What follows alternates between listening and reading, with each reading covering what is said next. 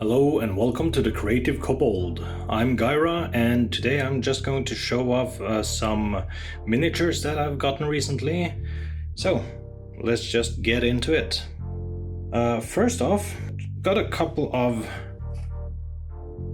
Arkham horror miniatures. I remember this is a moon beast, though I don't remember what this I think it's a flying polyp, but I'm not sure. The moon beast came already broken off the base, and some of these mouth tentacles were broken off, so I've had to repair that and put it on a new base. This one will also go directly over to a different base. So, but yeah, Arkham Horror miniatures, there are a lot of them that are quite useful for D&D.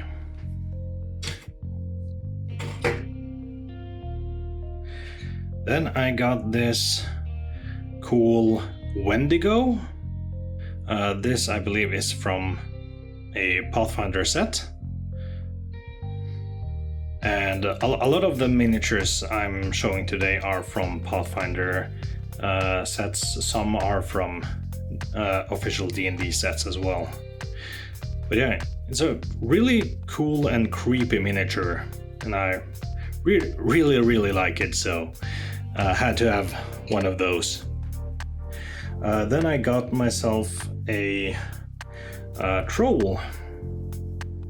This is also from Pathfinder. This is a sea troll. A very interesting sculpt. Some of these that were from Pathfinder were bought from Paizo, and some of them are just much cheaper there than other places. That said, not too happy about the Paizo store because I've experienced so many bugs and glitches there, and I know while I haven't experienced it myself, there are people who have gotten orders or shipments with a lot of missing minis. Last one I saw was one that on minisgallery.com that was missing 10 miniatures from their order, so that's not very good. Another miniature I got from there, a Hammerhead Shark. I thought that was really cool. I really want to build up my underwater creatures collection. So this one is just one of those miniatures that I just had to have. And we have this Gorgon. This is obviously the Pathfinder Gorgon. The D&D Gorgon is quite different, and to be honest, I don't really like it that much. It looks more like an armored bull than, you know, a creature that is made from steel, which the D&D Gorgon manages to do. This one looks like someone just took a bull and put armor plates on it. So yeah, I'm not too fond of it. It looked better in the pictures, but well, it is what it is. So, but I needed one for the campaign I'm running, and so at least I have one to use. So that's better than nothing. Then I got these Hodag, which are like giant reptilian creatures. And I needed some giant lizards for my campaign. Sadly, because of COVID and stuff, they arrived way too late, and now I no longer have that immediate use for them. But hey, these are great miniatures, and I'm sure I'll be getting some use for them in the future. And I didn't just get one, I got a total of 6 of these. Because that's what I needed. So, those are really cool miniatures though. Also from Pathfinder, by the way. Let's see. I did get a couple of other large lizards, but not large-sized bases. Here you go.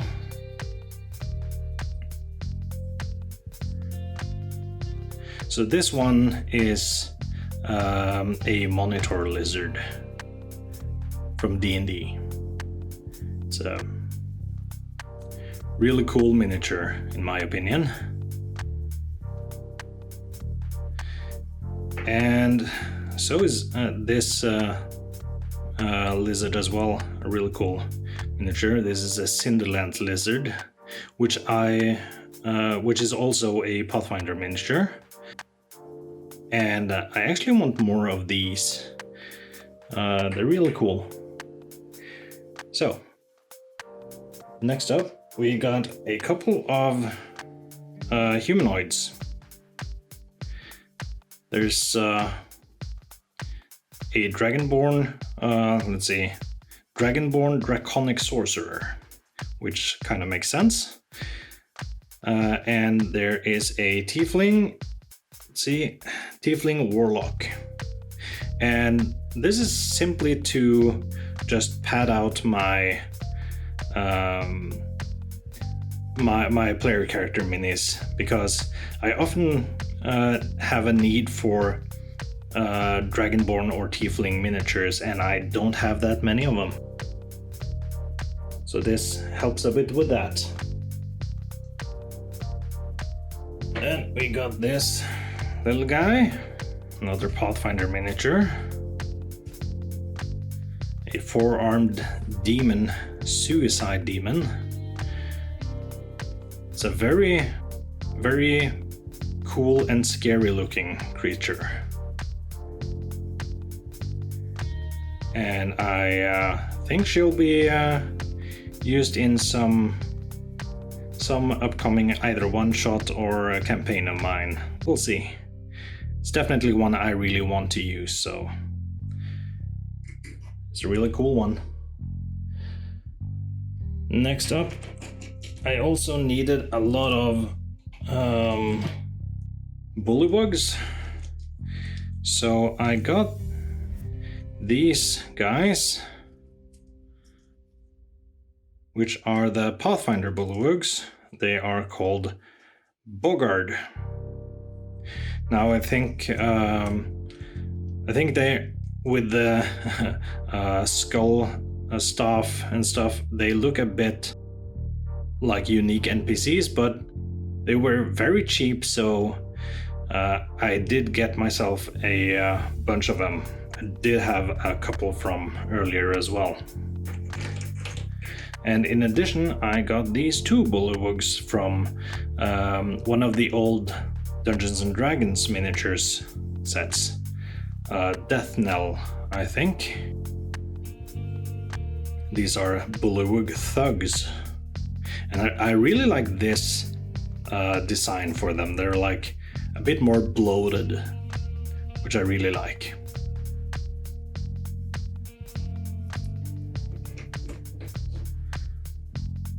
Next up, we do have a few more humanoids. We got a Pathfinder Goblin. This is, let's see, Reta's bridesmaid. So she's super cute with that, with those red eyes and that big grin full of teeth. She's also carrying what looks like a tiny short bow. Yeah, that one is very nice. Goes well together with the other obvious female goblin, the I think it's Pretty Goblin it's called. Then we have this wizard looking dude. This is a human red wizard. The Red Wizards of Thay. Now, some of you might already understand what adventure I'm running from a lot of these. The Red Wizard, the Bullywugs, the Giant Lizards. But yeah, that's definitely a miniature I needed. Then I also, because it was available and it was at a relatively low price, I had to have this Kobold Devil Speaker. It's like some Kobold Warlock creature. It's a really cool one.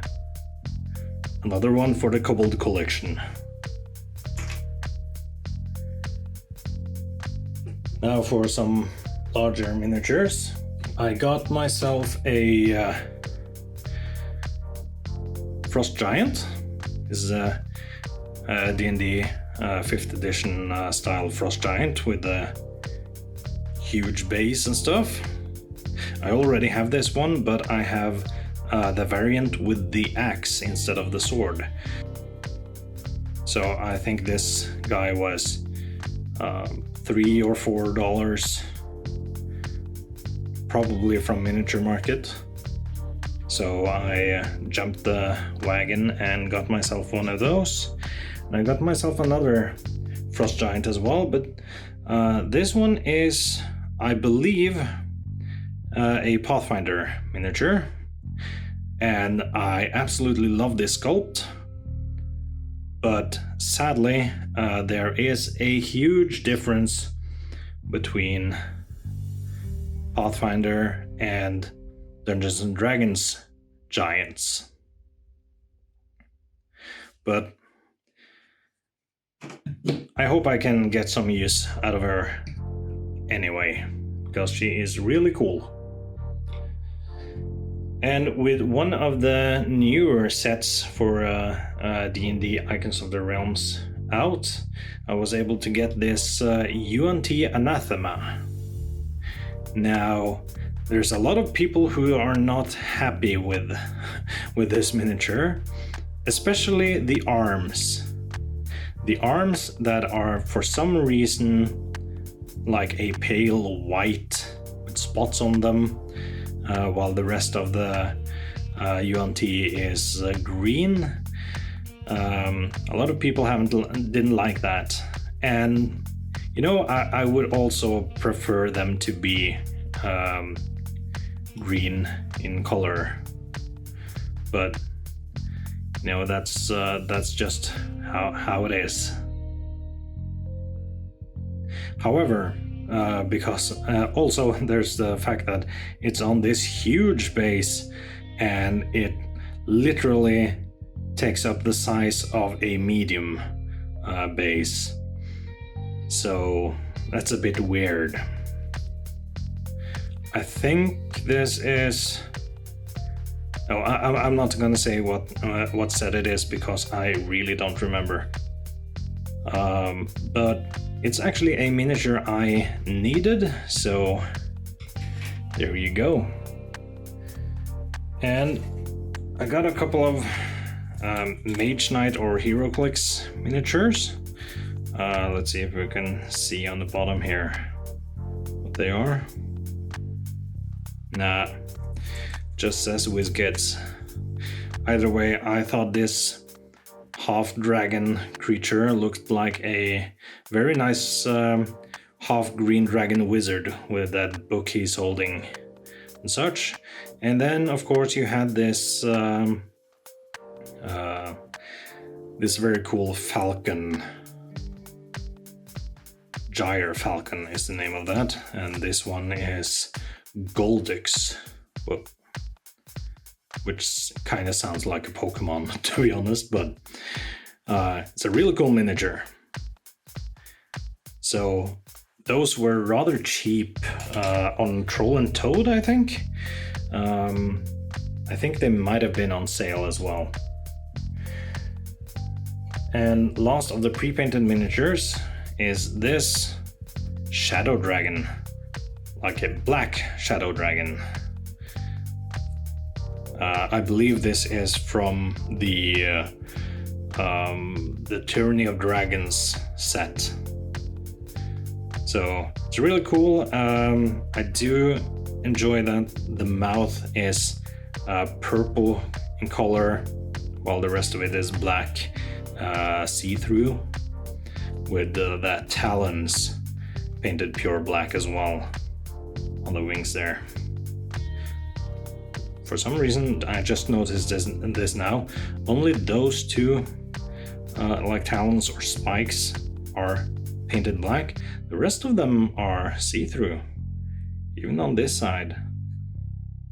Oh well, doesn't really bother me much, but maybe I'll fix that. And then I didn't get much unpainted, but I did get myself a couple of, two sets of giant centipedes. Let's see. One of them you can see is bright white and barely shows up on the camera there. The other one is a light gray and shows up a bit better, but they are the same sculpt. It is the same plastic, it's just colored differently. And I think the white color is older, while I believe newer Reaper Bones models have this light gray plastic instead. I don't know why, but it's probably to do with how easy you can see them. You can see the details and stuff when you're taking pictures or when you're going to paint them. So there's that.